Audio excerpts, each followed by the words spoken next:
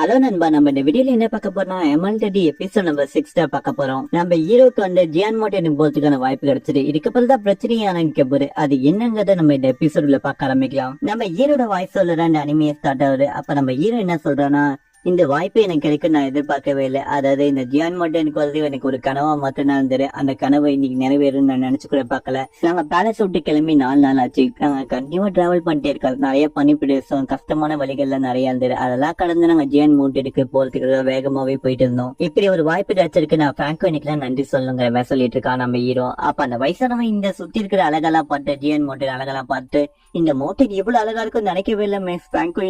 இப்படி ஒரு வாய்ப்பு கொடுத்ததுக்கு ரொம்ப நன்றி. நம்ம கேட்டு பக்கத்துல வந்துட்டா சீக்கிரமாவே போயிடலாங்கிற மாதிரி சொல்லிட்டு இருக்கான். அந்த வயசான என்ன சொல்றான், சீக்கிரமா எல்லாருமே வாங்குங்கிற மாதிரி சொல்லிட்டு அப்படியே எல்லாருமே கூப்பிட்டு அந்த பாலத்தை கடந்து அவங்க எல்லாருமே போக ஆரம்பிக்கிறாங்க. அந்த ஜியான் மோட்டன் கேட்டுக்கிட்ட வந்ததுக்கு அப்புறம் அந்த வயசானவன் என்ன சொல்றானா, இங்க தலை சிறந்த ஸ்டூடெண்ட்ஸ் எல்லாருமே படிச்சிருக்காங்க. அதாவது இது ஒரு எமோட்டல் செட்டுன்னே சொல்லலாம். இந்த ஜியான் மோட்டனை இந்த இடத்துல படிக்கிறவங்க எல்லாருமே தலை சிறந்தவங்களா தான் இருப்பாங்க. அதனால எல்லாருமே கேர்ஃபுல்லா இருங்க. யாருமே ஒரு சின்ன தப்ப கூட பண்ணிடாதீங்க. பண்ணீங்கன்னா நம்ம ஃபேன் போயிட்டு இது அவமானமா இருக்குங்கிற மாதிரி சொல்லிட்டு இருக்காங்க. ஆனா நம்ம இதெல்லாம் எதுவுமே கண்டுக்காம அங்க சுத்தி இருக்கிற இடத்தெல்லாம் அப்படியே பார்த்துட்டு இருக்கான். அப்ப நம்ம என்ன சொல்றானா, இது ஒரு எமோட்டல் செட்னு சொல்றது சும்மா சொல்லக்கூடாது. இந்த இடம் பார்க்கறதுக்கு ரொம்ப அழகாவே இருக்கு. எப்படி நம்ம ஹீரோ சொல்லிட்டு இந்த எமோட்டல் செட் அப்படியே சுத்தி பார்த்துட்டு இருக்கான். அதாவது ஜியான் மோட்டன் தான் நான் எமோட்டல் செட்னு சொல்லிட்டு இருக்கேன். இது ரெண்டுமே ஒண்ணுதான். அதாவது ஜியான் மோட்டன்ல எமோட்டல் செட்னு ஒரு குரூப் இருக்கு. அந்த குரூப்ல சேர்த்துக்கான இவங்க எல்லாருமே வந்திருக்காங்க. நம்ம ஹீரோ அவங்க சுத்தி இருக்க அழகெல்லாம் ரசிச்சு பார்த்து, இந்த எமோட்டல் செட்ல மட்டும் நான் ஒரு டிசபிள் ஆயிட்டேன்னா கண்டிப்பா என் வாழ்க்கை வேற மாதிரி மாறுங்கிற மாதிரி நம்ம ஹீரோ யோசிக்கிறான். யோசிச்சுட்டு அவன் பழைய இடத்துக்கே போறான். அந்த குதிரையை பிடிச்சிட்டு அப்படியே நம்ம ஹீரோ முன்னே நடந்து போக ஆரம்பிக்கிறான். எல்லாருமே இந்த கேட்டை நோக்கி வேகமா அவன் பயணத்தை ஆரம்பிக்கிறாங்க. அப்ப சடனா ஒருத்தன் என்ன இதுங்கிற மாதிரி சொல்லிட்டு அப்படி கை நீட்டி காட்டுறான். அரைக்க பார்த்ததுக்கு அப்புறம் எல்லாருமே ஆச்சரியமா அப்படி எல்லாருமே போறவங்க எல்லாருமே நின்றுறாங்க. நின்னுட்டு என்னன்னு ஆச்சரியமா எல்லாமே பாத்துக்கலாம். நம்ம ஃபேக்டரின்னு கண்ணா ஓபன் பண்ணி பாக்குறாங்க. ஒரு கொக்கு மேல உட்காந்துட்டு ஒரு ஸ்டூடெண்ட்ஸ் எல்லாருமே அங்க இருக்காங்க. அதாவது இந்த எமோட்டல் செட்டோட ஸ்டூடெண்ட்ஸ் கூட சொல்ல அவங்க எல்லாம் என்ன பண்றாங்கன்னா, இவங்க வந்துட்டு இருக்கலாம் பாத்துருக்கப்ப இவங்க பக்கத்துல வந்து லேண்ட் பண்றங்கிற பேர்ல அங்க இருக்கவங்க எல்லாருமே நாஸ்தி பண்ணிட்டு இருக்காங்க. அதாவது அங்க இருக்கவங்க எல்லாருமே உங்களுக்குற மாதிரி அந்த இடத்துல எல்லாருமே பயந்து போறாங்க. ஏன்னா இப்படி ஒரு விஷயத்தை இவங்க இருக்குன்னே பாத்துருக்கே மாட்டாங்க. அப்ப நம்ம ஹீரோ குதிரைகிட்ட கொஞ்சம் அமைதியா இருக்கு, இது ஒண்ணும் இல்லைங்கிற சொல்லிட்டு இருக்கான். அந்த குதிரையை பார்த்து பயப்படுற மாதிரி இருக்கு. இவங்க எல்லாம் சும்மா இல்லாம அங்க இருக்கிற வந்திருக்க வேலைக்காரங்க எல்லாரையும் உங்களுக்கு வேணும்னே பண்ணுங்கிற மாதிரி நினைச்சு அங்க இருக்கிற எல்லாருமே உங்களுக்காங்க. இவங்க லேண்ட் பண்ணதுல அந்த இடமே ஒரு கலவர பூமியா ஆகுது. சுத்தி இருக்கவங்க எல்லாருமே அந்த இடத்துல பயந்து போறாங்க. சில பேர் கீழே விழுவாங்க, சில பேருக்கு பயங்கரமான அடிகள் எல்லாம் படுது. அப்ப நம்ம வயசானவெல்லாம் கீழே விழுட்டு என்ன யாராவது தூக்கி விடுங்கப்பாங்கிற மாதிரி எல்லாம் கேட்டுட்டு இருக்கா.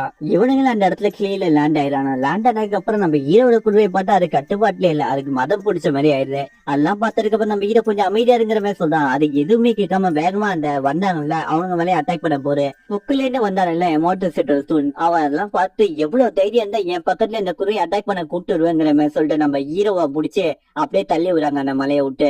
அப்ப நம்ம ஹீரோ கீழே விழுந்துட்டு ஒரு குச்சை பிடிச்சி தப்பிச்சிடலாம். ஆனா அந்த குருவை அந்த இடத்துல இறந்து போயிருது கீழே விழுந்து.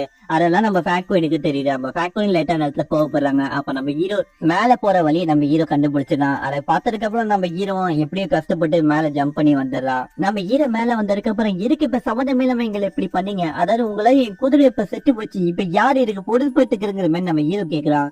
அதை கேட்டதுக்கு அப்புறம் என்ன எமோட்டல் சிட்டியோட ஸ்டூடெண்ட் என்ன சொல்றானா, டேய் என்னடா நீ எங்களை பார்த்து கேள்வி கேட்கிற, நீ என்ன எங்களோட அது மாதிரி இல்லாம உள்ளே வரக்கூடாதுங்கிற மாதிரி சொல்லிட்டு ஒரு சாட்டை எடுத்து அடிக்க ஆரம்பிக்கிறான். நம்ம ஹீரோவா அவன் பண்ற ஒவ்வொரு அட்டாக்லயும் எஸ்ஐ அப்படியே முறைச்சு பார்த்துட்டு இருக்கான். நம்ம ஹீரோ திரும்பி இந்த ஸ்டூடெண்ட் அடிக்க ட்ரை பண்ணா அப்ப நம்ம ஃபேக்டரி நிப்பாட்டுங்கிற மாதிரி சொல்லிட்டு ஒரு அட்டாக் வைக்கிறான் இவனை. அந்த அட்டாக்ல அவனுக்கு பயங்கரமா கீழே அடிப்பட்டு கீழே விடுறான். அதை பார்த்ததுக்கு இருக்கு இந்த சம்மந்தம் இல்லாம அட்டாக் பண்ணீங்க யார் நீங்கிற மாதிரி கேட்டுட்டு இருக்காங்க. அப்ப அவளும் வந்து என்ன சொல்றானா, என்னோட பேர் பிராங்க்வின், நான் யாரும் உங்க எல்லாருக்கும் தெரியலங்கிற மாதிரி கேட்கிறா. அதை பார்த்த வயசானவங்க எல்லாருமே நம்ம பிராங்க்வின் கல்பில் அவங்கிட்டாங்கப்பா, இன்னும் வேற லெவல் பண்ண போறாங்கிற மாதிரி எல்லாமே சொல்லிட்டு இருக்காங்க. அப்ப அந்த அடிப்பட்டவர்களால அவங்க யாருன்னு பார்த்ததுக்கு அப்புறம், மிஸ்டர் பிராங்க்வின் உங்களை வெல்கம் பண்றதுக்காக நாங்க இத்தனை பேர் வந்திருக்கோம். அதாவது நீங்க புதுசா டிசபிளா ஜாயின் பண்ண போறீங்க, அதுக்காக தான் நாங்க இத்தனை பேர் கூட்டு போனோம். ஆனா நீங்க எல்லாருமே என்னோட கெஸ்டா இருக்கீங்க.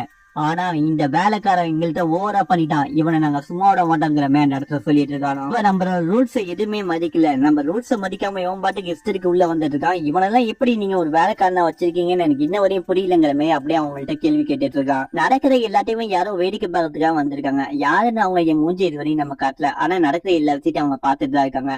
அப்ப இந்த ஸ்டூடெண்ட் என்ன சொல்றேன்னா, எமோட்டல் ஸ்டூடெண்ட் இவனுக்கு சரியான ஒழுக்கமே இல்ல, நான் வேணா ஒழுக்கத்தை கட்டு தருவான், உங்க அனுமதியோட நான் கட்டுங்கிற மாதிரி சொல்லிட்டு இருக்கான். அப்ப நம்ம ஃபேங்க் குயின் என்ன சொல்றாங்கன்னா, ஒழுக்கத்தை கத்துக்க வேண்டியது அவங்க மட்டும் இல்ல, நீ எவ்வளவு தைரியம் என்ன என்னோட பீப்புள்ஸ் வந்து இவ்வளவு மோசமா அட்டாக் பண்ணுவேன். அதை கேட்டு அந்த ஸ்டூடெண்ட் என்ன சொல்றேன், நான் அட்டாக் எல்லாம் பண்ணலையே, நான் நார்மலா வேண்டாம், உங்களை ரேக்கிங் பண்ற மாதிரி இருக்கேன், நீங்க என்ன இப்படி பேசிட்டு இருக்கீங்க, உங்களுக்கு நாங்க வெல்கம் பண்ண மாதிரி பிடிக்கலன்னா சரி ஓகே, எங்களுக்கு ஒன்றும் பிரச்சனை இல்ல, உங்களை வழியை பார்த்து நீங்க போங்க, நாங்க எங்க வழியை பார்த்து நாங்க போறோங்கிற மாதிரி சொல்லிட்டு அவனுங்க அந்த இடத்த விட்டு கிளம்ப பாக்குறானோ. அப்ப நம்ம பேங்க் ஒரு நிமிஷம் இருங்க, என்ன இப்ப நீங்க பண்ணதுக்குள்ள யார் பொறுப்பு எடுத்துக்கிற, இவ்வளவு கலவரம் ஆக்கிருக்கீங்கிற மாதிரி கேக்குறாங்க. அதுக்கு இந்த ஸ்டூடெண்ட்ஸ் எல்லாம் என்ன சொல்றேன்னா, இப்ப என்ன பண்ண சொல்றீங்க, இந்த வேலைங்கிறத மன்னிப்பு கேட்கணுமா, இந்த புது செட்டு போடுறதுக்கு ஏதாவது காசு கீசு வேணுமா, வேற தரணும்னா சொல்லுங்க, நாங்க தரோங்கிற மாதிரி சொல்றோம். அப்ப நம்ம பேங்க் சொல்றேன்னா, நீங்க எங்க பீப்புள்ஸ் எல்லாருமே ரொம்ப துன்புறுத்திருக்கீங்க, அதே சமயத்துல எனக்கு புது செட்டு இருக்கும், நீங்க எனக்கு காணும், இப்ப நீங்க எல்லாருமே இன்டெரக்டாவே எனக்கு கூட சேலஞ்ச் பண்ண முடிவு பண்ணிட்டீங்க, அதனால இப்ப அதுக்கான வேலை உங்க உயிரா இருக்கும், உங்க எல்லாரையுமே இந்த இடத்த நான் கொல்ல போறேங்கிற மாதிரி நம்ம பேங்க் சொல்றான். கேட்ட எல்லாருக்குமே அள்ளு விட்டு என்னடா இவங்க எப்படி பேசியிருக்காங்கிற மாதிரி. அப்ப அவங்க தண்டர் பவரை வச்சு அவங்க ஆயுதத்தை வெளில வர வைக்கிறாங்க. அதெல்லாம் பார்த்து நம்ம ஹீரோவா இந்த இடத்துல பயங்கரமா ஷாக் ஆகுறான்.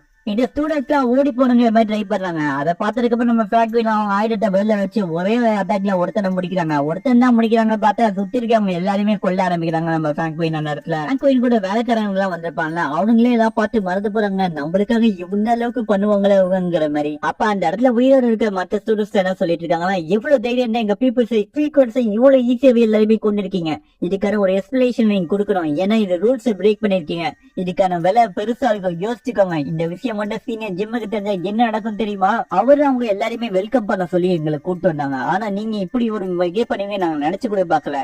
அதுக்கு நம்ம ஃபேங்கு என்ன சொல்றாங்கன்னா, அப்பனா இது எல்லாத்துக்கும் அவன் தான் காரணமாங்கிற மாதிரி கேக்குறாங்க. அதுக்கிட்ட இருக்கப்ப இப்ப சம்பந்தமே இல்லாம இருக்கு அவரை மரியாதை எல்லாம் பேசிட்டு இருக்கீங்க, எங்க சீனியர் மரியாதை எல்லாம் பேசினீங்க, என்ன நடக்கும் தெரியுமா, அவங்க எல்லாம் சும்மா விட மாட்டாங்கிற மாதிரி சொல்லிட்டு அப்படியே பேக் அடிக்க பாக்குறான். அதெல்லாம் பார்த்ததுக்கு அப்புறம் நம்ம ஃபேங்கு நீ பயந்து ஓட நல்லாவே தெரியுது, இப்ப உன்னை உயிரோட விட மாட்டேங்கிற மாதிரி சொல்லிட்டு திரும்பி அவங்க ஆயுதத்தை அட்டாக் பண்ண அனுப்புறாங்க. திரும்பி சீக்வன்ஸா எல்லாருமே நம்ம ஃபேங்கைன் கொல்ல ஆரம்பிக்கிறாங்க. இருக்கிற எல்லாமே பயந்து ஓட ஆரம்பிக்கிறாங்க. அப்போ சரணா ஒருத்தன் ஓடிட்டு இருக்கும் போது பின்னாடி வந்து அட்டாக் பண்ண வருது. அப்ப கிரீன் கலர்ல ஒரு ஸ்வாட் வந்து இவங்க அட்டாக் வந்து தடுக்குது. அப்ப யாராங்கிற மாதிரி நம்ம ஃபேக்டரியை ஆச்சரியப்பட்டு பாக்குறாங்க. அது வேற யாரும் இல்லைங்க, அந்த சீனியர் ஜிம்னு ஒருத்தர் சொன்னோம்ல, அது இவன் தாங்க. ஆல்ரெடி இவனை பச்சை சட்டக்காரங்கிற மாதிரி தான் சொல்லியிருப்பான். இவனை பேர் ஜிம்மு இல்லைன்னா வச்சுக்கோங்க.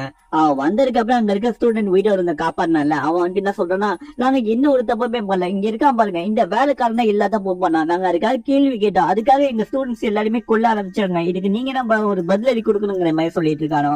அதை கேட்ட சீனியர் ஜிம் என்ன சொல்றேன்னா, இதுக்கு சம்மந்தமே இல்லாம எங்களுக்கு சொல்லிட்டு இருக்கீங்க, நம்ம எல்லாருமே ஒண்ணுதான் நான் இருக்கா இல்லையா. அதை கேட்ட நம்ம ஃபேங்கு நீ இப்ப நீ வந்துட்டேங்கிறதுக்காக மத்தவன் எல்லாருமே நான் உயிரோடு விட்டுருவேங்கிற மட்டும் நீ நினைச்சேன்னா அது உன முட்டாள்தனங்கிற மாதிரி சொல்லிட்டு அவங்க பவரை வெளில எடுத்து திரும்ப அந்த ஸ்வாட் அட்டாக் பண்ண அனுப்புறாங்க. அதை பார்த்ததுக்கு அப்புறம் இவன் கவுண்டர் அட்டாக் பண்றான். அந்த அட்டாக் ரெண்டுமே பயங்கரமா இருக்கு. அதெல்லாம் பார்த்தா மத்த ஸ்டூடெண்ட்ஸ் எல்லாம் இதான் நமக்கு சான்ஸ் ஓடி போலாங்கிற மாதிரி சொல்லிட்டு அந்த இடத்த விட்டு பறந்து வேகமா போக பாக்குறாங்க.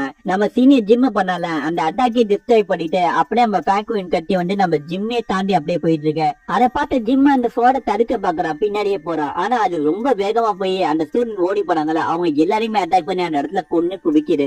அதை பார்த்த ஜிம் ஏன் இப்படி பண்ண, நம்மள ஆளுங்களே நீயே கொன்னுட்டியங்கிற மாதிரி கேட்டுட்டு அந்த இடத்துல சொல்லிட்டு இருக்கான். சொல்லிட்டு இருக்கும்போது வாயிலிருந்து ரத்தம் வருது. அந்த அட்டாக்கோட ரிஃப்ளெக்ஷனால இவனுக்கு பாதிப்பு ஏற்படுது. இவ்வளவு என்ன இப்படி பண்ணிருப்பேங்கிற மாதிரி கை நீட்டி கேள்வி கேட்டுட்டு இருக்கான் நம்ம ஃபேங்குயினை. எல்லாருமே மறந்து போய் பார்த்துட்டு இருக்காங்க. அப்ப நம்ம ஹீரோ என்ன யோசிக்கிறோம்னா, வாயால ஏன் இவங்களை கொல்ல முடியலங்கிறது இப்பதான் எனக்கு புரியுதுங்கிற மாதிரி சொல்லிட்டு இருக்கான். அப்ப நம்ம ஃபேங்குயின் என்ன சொல்றேன்னா, என்ன பழிவாங்க தரணும் இதோட முடிஞ்சிச்சுன்னு நினைக்கிறேன், நான் கிளம்புறேன். அதே சமயத்துல நீ எப்ப வேணா என் கூட சண்டை போலாம், இதுக்கு நான் பழிவாங்கன்னு நினைச்சேன்னா எப்ப வேணா வா, நான் உங்க கூட சண்டை போட காத்துட்டு இருக்கேன். அதை கேட்ட சீனியர் ஜிம் என்ன சொல்றேன்னா, இந்த நாளை நான் இன்னைக்கு மறக்க மாட்டேன், நீ என்கிட்ட ஏதோ மோசமா நடந்துகிட்டேங்கிறது என் ஆளுங்களை கொன்னறியா, இதுக்காக கண்டிப்பா உன்னை பழி வாங்குவேன் ஃபேங்குயின், அன்னைக்கு கண்டிப்பா அவன் உயிர் உங்ககிட்ட இருக்காருங்கிற மாதிரி சொல்லிட்டு அந்த இடத்த விட்டு இவன் கிளம்புறான். இதோட இந்த எபிசோட் முடிஞ்சிரு. ஜியான் மார்ட் எனக்கு உள்ள போறதுக்குள்ளேயே ஒரு எதிரி உருவாயிட்டான். இதுக்கப்புறம் என்ன நடக்க போறங்கிறது எல்லாமே நம்ம அடுத்த எபிசோட்ல பார்ப்போம். அதை பக்கத்துக்கு மறக்காம லைக் பண்ணுங்க, சப்ஸ்கிரைப் பண்ணுங்க, ஷேர் பண்ணுங்க. இது ஏஜே வாய்ஸ் ஓவர்.